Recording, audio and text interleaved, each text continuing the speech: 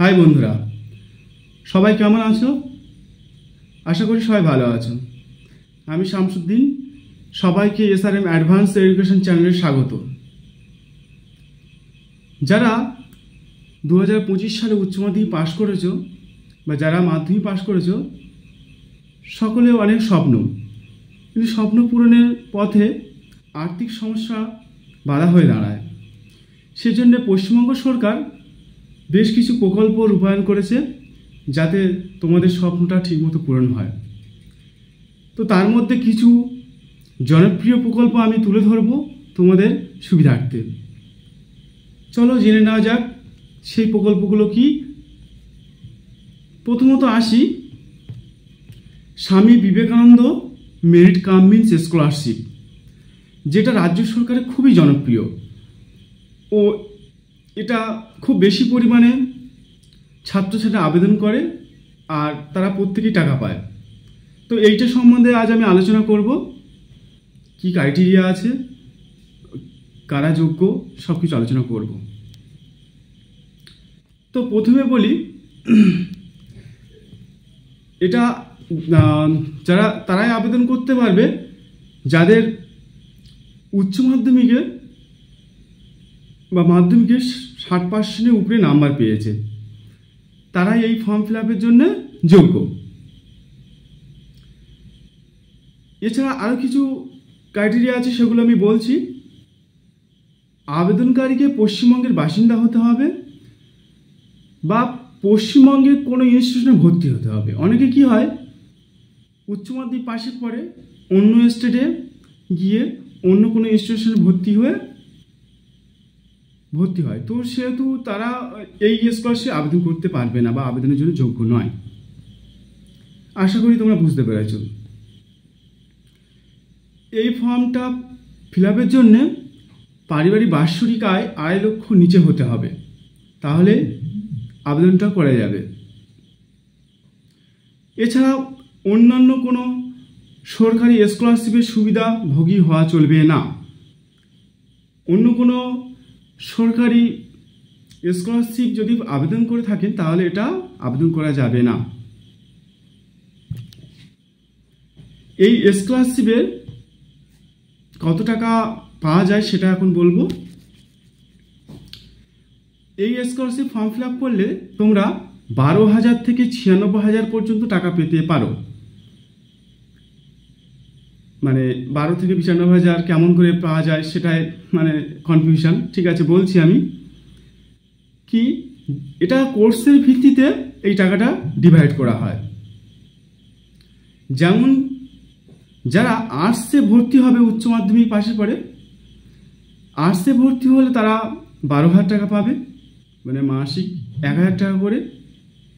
বছরে 12,000 টাকা হয়, সেটা একবারেই 12,000 টাকা পাবে।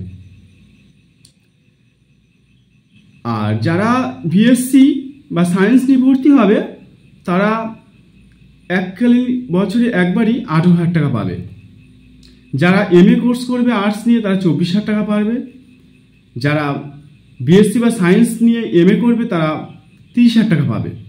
তো এইভাবে বিভিন্ন কোর্স অনুযায়ী এই 12,000 থেকে 96,000 টাকাটা ডিভাইড হয়ে যায়। তো যারা এই ফর্ম ফিল আপের আবেদনের যোগ্য তোমরা প্রত্যেকে আবেদন করে দেবে। এটা খুবই একটি উপযোগী আর জনপ্রিয় স্কলারশিপ, সবাই পাবে ফর্মটা ফিল আপ করলে। এরপরে আসি নবান্ন স্কলারশিপ। এটা উত্তরবঙ্গীয় স্কলারশিপ নামে পরিচিত। এই ফর্ম ফিল আপের জন্যে যে সমস্ত ছাত্রছাত্রীরা 50% বেশি এবং 60% কম নম্বর পেয়েছে তারাই এই ফর্মটা পূরণ করতে পারবে বা তারাই যোগ্য এই ফর্ম ফিল আপের জন্যে। এছাড়া আবেদনকারীকে অবশ্যই পশ্চিমবঙ্গের স্থায়ী বাসিন্দা হতে হবে। পারিবারিক আয় বার্ষিক 2.5 লক্ষ নিচে হতে হবে, তাহলে এই ফর্মটা ফিল আপ করতে পারবে তোমরা। এই ফর্মের ক্ষেত্রেও সেম রাজ্য বা কেন্দ্রীয় সরকারের অন্য কোনো স্কলারশিপ পেলে আবেদন করা যাবে না আর। এই ফর্মটা তোমরা যদি ফিল আপ করো তাহলে তোমরা বছরে একবারই এককালীন 10,000 টাকা পাবে। এটা খুবই একটি জনপ্রিয় স্কলারশিপ। পশ্চিমবঙ্গ সরকার এই স্কলারশিপ অনেক জনপ্রিয়তা পেয়েছে, এটা খুবই ভালো। তোমরা যারা যোগ্য আছো আবেদন করবে। আর তোমরা একটা জিনিস, যারা উচ্চ মাধ্যমিক পাস করেছো কাদের কত পার্সেন্টেজ নাম্বার আছে তোমরা আমাকে কমেন্ট করে জানাবে। কারণ তাহলে কি হয়, পার্সেন্টেজের উপর ভিত্তি করে বিভিন্ন ফর্মগুলো ফিল আপ করতে হয়। তাহলে আমার সুবিধা হবে অন্যান্য ভিডিওগুলো আনতে, তাহলে আমি তার উপরে ভিডিওগুলো আনবো। এরপরে আসি ওয়েসিস স্কলারশিপ। এই স্কলারশিপটা অনগ্রসর শ্রেণীদের জন্য, যেমন এসটি, এসসি, ওবিসি এই সম্প্রদায়ের মধ্যে যারা পড়বে তারা সবাই এই ফর্মটা ফিল আপ করতে পারবে। এই ফর্ম ফিল আপের জন্য যে যোগ্যতাগুলো লাগবে সেগুলি বলছি আমি এখন।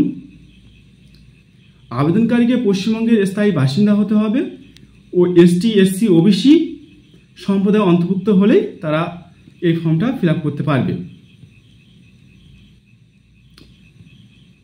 এই ক্ষেত্রে পারিবারিক আয় 2.5 লক্ষ নিচে থাকতে হবে বার্ষিক। এছাড়া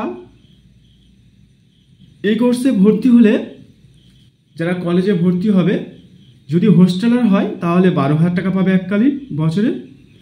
আর যদি বাড়ি থেকে যাওয়া আসা করো, হোস্টেল না হও, তাহলে 6,000 টাকা পাবে। এরপরে আসি 4র্থ নম্বরে ঐক্যশ্রী স্কলারশিপ। ঐক্য স্কলারশিপটা খুবই জনপ্রিয়তা পেয়েছে পশ্চিমবঙ্গে, এটা সবাই আশা করি জানে। এই স্কলারশিপটা মূলত সংখ্যালঘু সম্প্রদায়ের জন্য দেওয়া হয়। সংখ্যালঘু সম্প্রদায়ের ছেলেমেয়েরা আবেদন করে, যেমন মুসলিম, খ্রিস্টান, বৌদ্ধ, জৈন, পার্সি এই সম্প্রদায়ের ছেলেমেয়েরা এই ফর্মটা ফিল আপ করতে পারবে বা যোগ্য। এখানে আবেদনকারীকে অবশ্যই পশ্চিমবঙ্গের স্থায়ী বাসিন্দা হতে হবে এবং এই সংখ্যালঘু সম্প্রদায়ের মধ্যে থাকতে হবে। দ্বিতীয় পূর্ববর্তী পরীক্ষা মানে উচ্চ মাধ্যমিক পরীক্ষায় 50%-এর উপরে নাম্বার পেতে হবে। 50% নিচে পেলে কিন্তু হবে না। আর এই সম্প্রদায়ে যদি 60%-এর বেশি তোমরা নাম্বার পেয়ে থাকো তাহলে এই পোর্টাল থেকে, ঐক্যশ্রী পোর্টাল থেকে তোমরা স্বামী বিবেকানন্দ স্কলারশিপটা ফিল আপ করতে পারবে। এখানে পারিবারিক আয় 2 লক্ষ টাকা নিচে থাকতে হবে, তাহলেই তোমরা আবেদনের যোগ্য। এই ফর্মটা জুলাই থেকে সেপ্টেম্বরের মধ্যে ফিল আপ করা আশা করি শুরু করা হবে। তো তোমরা কমেন্টে জানাবে যে কে কোন কোর্সের জন্য যোগ্য আর কে কোন কোর্সে ফর্ম ফিল আপ করতে চাইছো। আমি তাহলে প্রত্যেকটা আলাদা আলাদা ভিডিও আনবো, প্রত্যেকটা স্টেপ বাই স্টেপ ভিডিও এনে বোঝাবো যে কীভাবে ফর্মটা ফিল আপ করতে হবে।